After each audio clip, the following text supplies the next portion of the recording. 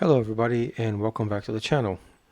Now, as you saw from my last video, Frankie got pretty damn filthy going out on those muddy roads.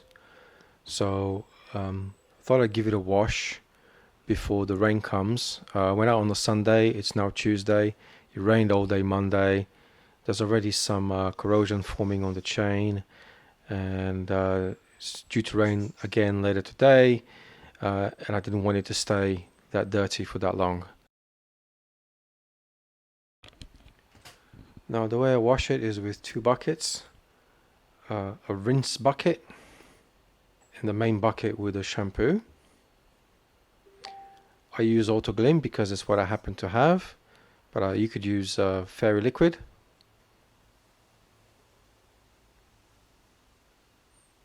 You need a mitt, and I use some brushes to get to the hard to access bits. The first thing I do is rinse the bike with fresh water. Now, I already rinsed it when I got home on Sunday, even though it was raining outside. I just didn't want it to stay very long with a thick layer of mud and crud on it. So I did hose it down, but nothing else, just to take the main dirt away. But now, before washing, make sure you rinse thoroughly. To start lifting off the dirt that was left, especially on the brake pads and brake calipers, because I felt they were already sticking when I was pulling the bike out of the garage. I'm going to give them a clean later on as well, unscrew them and clean them inside. I'll take the headlight covers protectors off and give them a wash as well. These do pull out nice and easy, but the Velcro does stick to the mitt, so it's a little bit of a pain. Just make sure everything gets a nice initial rinse, again just to start lifting the dirt away. Now, I'm sorry that I'm recording this on a voice recorder. Unfortunately, I made a mistake and put my GoPro in its usual case. I was talking through as I was doing the wash, but obviously it being in the waterproof case, it didn't pick up my voice at all. The headlight protectors have soaked for a little bit now, so just give them a quick rub. Then put them in the rinse bucket, rinse them and put them away. The soap is now mixed, so get the mitt and start washing from top to bottom. Start at the top and work your way down. Get every nook and cranny. Be nice and thorough. The seat got pretty filthy as well with the rain, so give that a good wash. What you don't want is the dirt from the bottom on the top of the bike, so you start at the top, which is not so dirty, and then work your way down. Now the important bit, with the dirty mitt, rinse it in the rinse bucket before you get some more soap to continue. That way any dirt that was lifted off of the bike goes in the rinse bucket and doesn't get reused and spread everywhere else.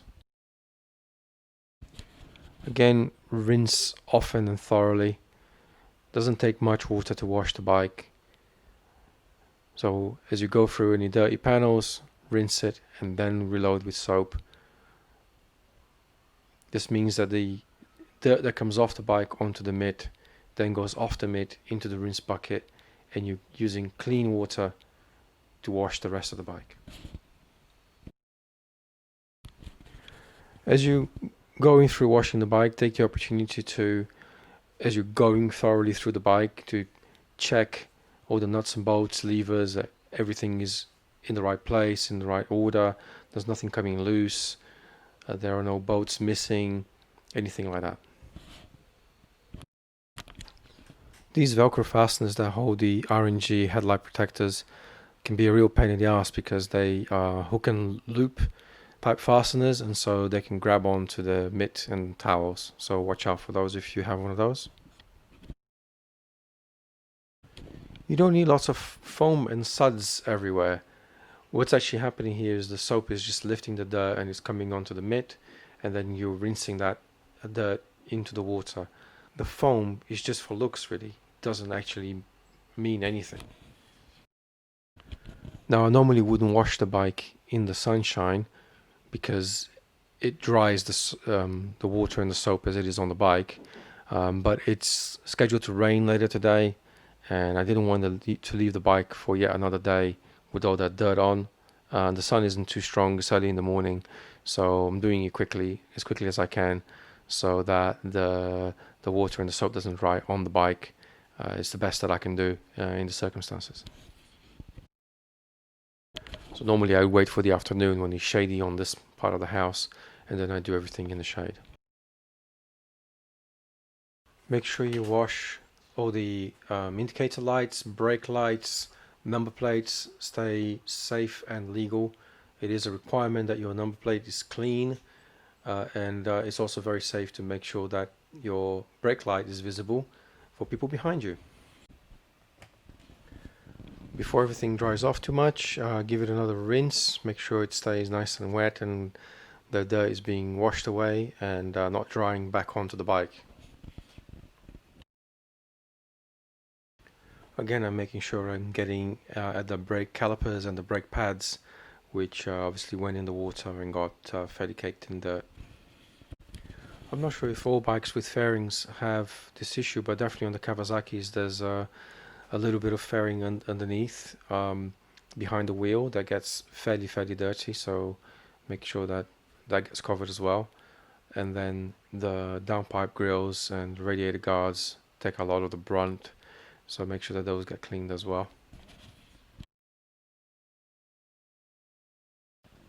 For the last little bit of using the mitt, wash the wheels as well. The same soap, same mitt. I used to buy separate wheel cleaner, but I found it just a waste of money.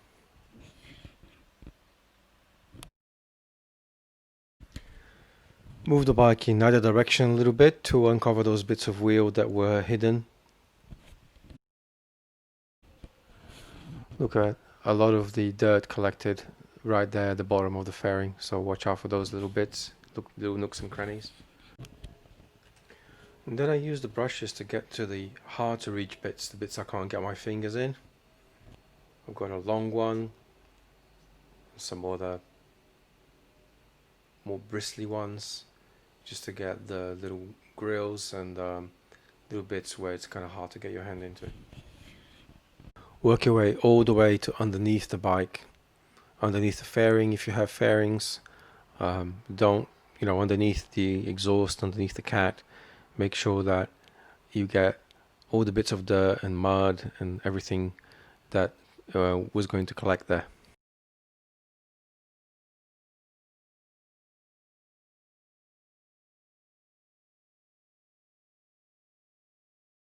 And now dry everything with a nice fluffy drying towel, just to avoid any water drying marks. Again, start from the top and work your way down.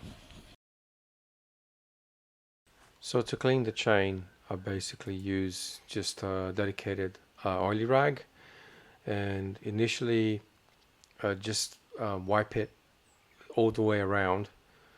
Just hold it against the chain and then rotate the wheel and take all the crappy stuff that was there, all the dirt and oil that was on the surface. Remove that with the rag all the way around. Once all that surface dirt has been removed, I then use at the moment this iPhone chain cleaner, which was reviewed very well on the Fortnite channel. But once this runs out, I'm just going to switch to using WD-40. So again, methodically spray it all the way around the chain, and then wipe it off with a cloth.